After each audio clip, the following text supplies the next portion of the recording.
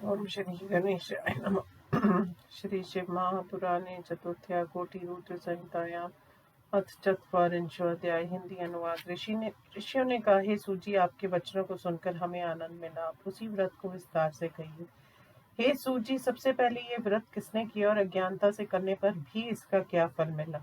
सूजी ने कहा, हे ऋषियों, आप सब सुनिए। मैं एक निषाद का पुराना पाप नाशक इतिहास सुनाता हूँ। पहले किसी वन में गुरुद्रोही, क्रूर कर्म करने वाला, बलवान तथा हिंसक एक भील कुटुंब के साथ रहता था। वह प्रतिदिन वन में जाकर मृगों को मारा करता था। वन में रहता हुआ वह अनेक प्रकार से चोरी करता था। बचपन से लेकर उसने कोई शुभ कार्य नहीं किया था। उस दुष्ट का उस वन में बहुत समय बीत गया।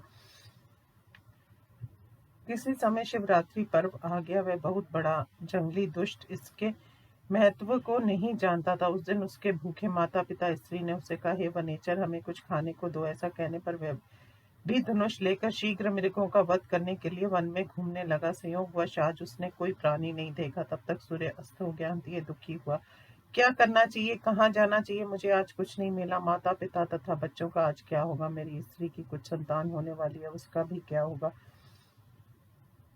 कुछ लेकर ही मुझे घर जाना चाहिए, नहीं तो मैं घर नहीं जाऊंगा। ऐसा विचार कर वह बिहार जलाशय के पास गया और पानी के घाट पर जाकर बैठ गया।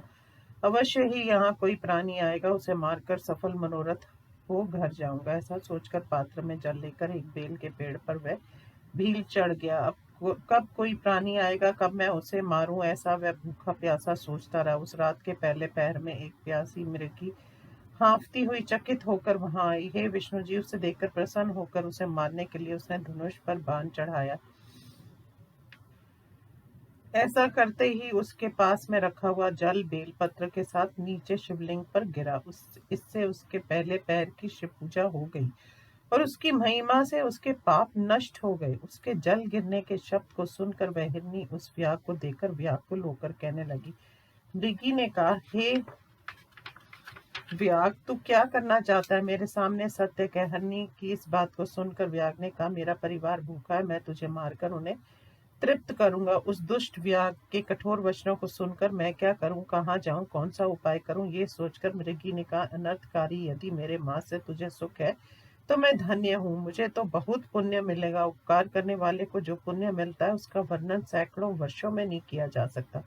परंतु मेरे बच्चे जो मेरे आश्रम में हैं, उन्हें मैं अपने बहन अथवा अपने स्वामी को सौंपकर लौट आऊंगी। हे वनेचर, मेरी बात को तू झूठ मत समझना। मैं निसंदेह तेरे पास आऊंगा। सत्य से ये पृथ्वी टिकी है, सत्य से ही समुद्र टिके हैं, सत्य से ही जलधारे हैं। ये सब सत्य पर ही स्थित है। सूत जी ने कहा। इतना कहने पर भी जब याग ने उसकी बात नहीं मानी, तब चकित एवं भयभीत होकर उसने फिर कहा। मृगी ने कहा, हे व्याग, सुन, मैं शपथ पूर्वक कह रही हूँ, यदि मैं घर जाकर तुम्हारे पास नहीं आई तो तीनों समय संध्या करने वाला तथा वेद विक्रेता ब्राह्मण अपने पति की आज्ञा से विपरीत कार्य करने वाली स्त्री कृतकन को जो पाप होता है, जो पाप हरि विमुख को होता है, गुरुद्रोही को जो पाप होता है, धर्म का उल्लंघन करने में जो पाप होता है, विश्वासघाती तथा छली को जो पाप होता है, यदि मैं नहीं आऊंगी तो मुझे वह पाप लगेगा। इस प्रकार अनेक शपथ करके जब मृगी वहां खड़ी रही, तब व्याग ने विश्वास करके उससे घर जाने को कहा। मृगी प्रसन्न होकर जल पीकर अपने आश्रम में गई। तब तक उसका पहला पैर बिना सोए बीत गया।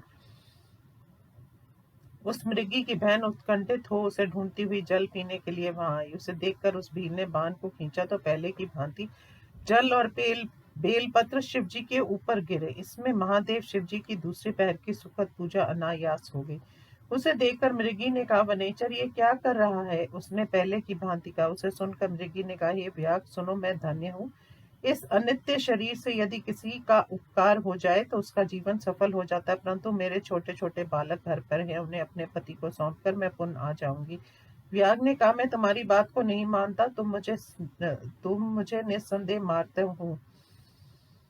हे विष्णु जी, तब शपथ कसम करती हुई हिरनी ने कहा, व्याग, सुनो, मैं कहती हूँ, यदि मैं नहीं आऊंगी तो जो अपनी वाणी से विचलित होता है वह अपने पुण्यों से रहित हो जाता है। जो पुरुष अपनी विवाहिता को छोड़कर दूसरी स्त्री में समागम करता है, वे धर्म को छोड़कर जो स्वतंत्र आचरण करता है, विष्णु भक्त होकर जो शिव निंदा करता है, माता पिता की मृत्यु तिथि में जो ब्राह्मण भोजन नहीं करता, पश्चाताप करने पर भी वह फिर वैसा ही कर्म करता है। यदि मैं फिर नहीं आती तो मैं भी उन पापों का फल भोगूंगी। सूत जी ने कहा। ऐसा कहने पर व्याग ने उस मृगी से जाओ कहा। वह भी प्रसन्न होकर जल पीकर अपने आश्रम को गई। तब तक उसका दूसरा पहर भी बिना सोए बीत गया। तब तक तीसरा पहर प्रारंभ हुआ। उसके आने में देर होते देखकर व्याग उसे ढूंढने लगा। तब तीसरे पहर में उसने एक मृग को जल मार्ग की ओर आता देखा।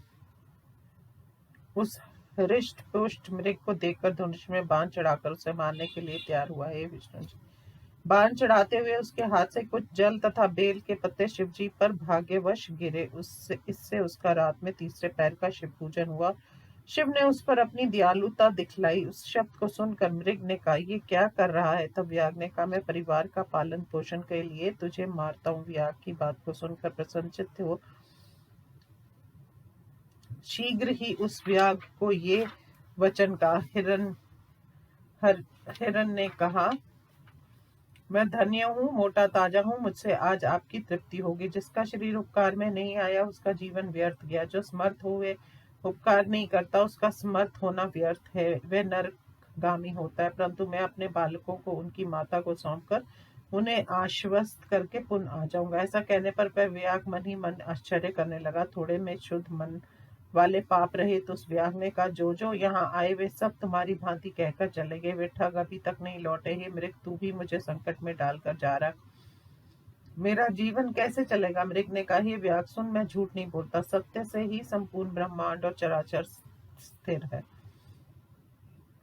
जो झूठ बोलता है उसका पुण्य क्षण भर में क्षीण हो जाता है। तो भी हे भील, मेरी सत्य प्रतिज्ञा को सुन। संध्या के समय मैथुन करने से, शिवरात्रि के दिन भोजन करने से, झूठी गवाही, धरोहर का अपहरण कर, संध्याहीन ब्राह्मण, शिव भजन रहित मुख समर्थ होते हुए भी उपकार न करना, शिव पर्व के दिन बेल तोड़ना, भक्ष्य को खाना, बिना भस्म धारण किए शिव जी की पूजा एवं शिव जी की पूजा किए बिना भोजन करना, ये सब पाप मुझे लग है यदि मैं लौट कर नहीं आऊं। सूत ने कहा। इस प्रकार उसकी बात को सुनकर व्याग ने कहा, जा शीघ्र आ। तब वह मृग पानी पीकर गया।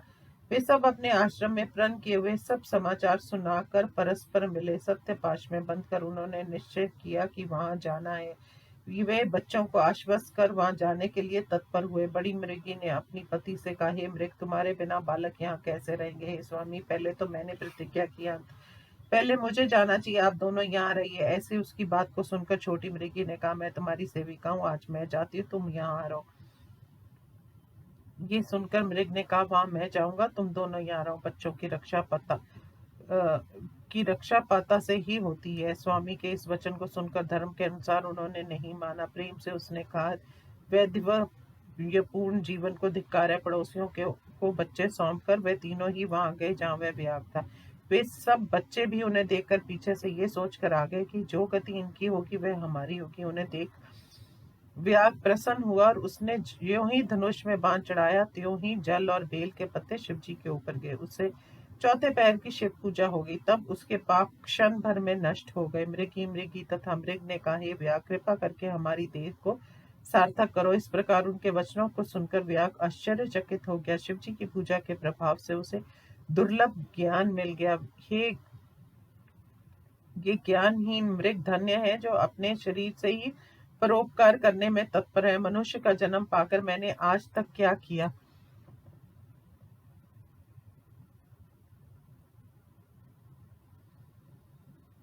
दूसरों के शरीर को दुखी करके मैंने अपने शरीर को पाला। अनेक पाप करने मैंने कुटुंब को पाला। इस प्रकार पाप करके हाय मेरी क्या गति होगी? जिसने जन्म से पाप किए हैं वैसा मैं किस गति को जाऊंगा? इस समय मैं ऐसा सोच रहा हूँ, मेरे जीवन को धिक्कार है। इस प्रकार ज्ञान प्राप्त हुए उसने धनुष के बाण उतार कर कहा, मेरे को तुम धन्य हो, घर जाओ।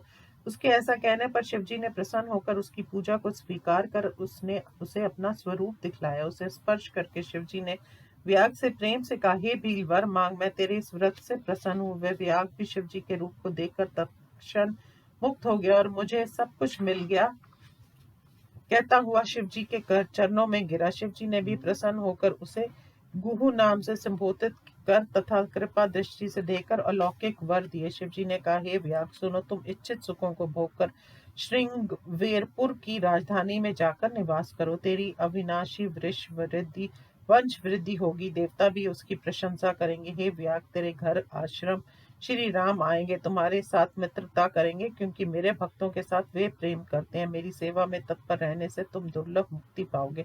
सूत जी ने कहा। इसी बीच में वह मृग भी शिव जी का दर्शन पाकर उन्हें प्रणाम कर मृग योनि से मुक्त हो गए। दिव्य देह धारण कर शाप से मुक्त होकर वे सभी शिव जी का दर्शन करने मात्र से विमान पर चढ़कर स्वर्ग चले गए। तब से शिव जी अर्बुदाचल में व्याधेश्वर नाम से प्रसिद्ध हुए, जिनका दर्शन तथा पूजन करने से शीघ्र भुक्ति मुक्ति मिलती है। हे सुर श्रेष्ठ, व्याग भी उस दिन से नाना प्रकार के भोगों का सेवन कर श्री राम की कृपा से शिव सायुज्य को प्राप्त हुआ। वह अनजाने में इस व्रत को धारण किया था, फिर भी उसे सायुज्य मुक्ति मिली, और जो भक्ति पूर्वक पूजा करते हैं वे तो तन्मय हो जाते हैं। सभी शास्त्रों तथा अनेक धर्म शास्त्रों का विचार कर ये शिवरात्रि व्रत सर्वोत्तम कहा गया है। यहाँ अनेक व्रत, तीर्थ, दान तथा यज्ञों का वर्णन किया गया है। तप जप इनका भी वर्णन है, परंतु वे शिवरात्रि की समानता को प्राप्त नहीं कर सकते। इसलिए अपना भला चाहने वालों का कर्तव्य है कि वह इस भुक्ति मुक्ति को देने वाले दिव्य शिवरात्रि व्रत को करे। शिवरात्रि व्रत के संबंध में ये सब कह दिया है। यह व्रत राज के नाम से प्रसिद्ध है, और तुम क्या सुनना चाहते हो। इस प्रकार श्री शिव महापुराण में शिवरात्रि व्रत महात्म्य वर्णन नामक 40वां अध्याय समाप्त। ओम नमः शिवाय।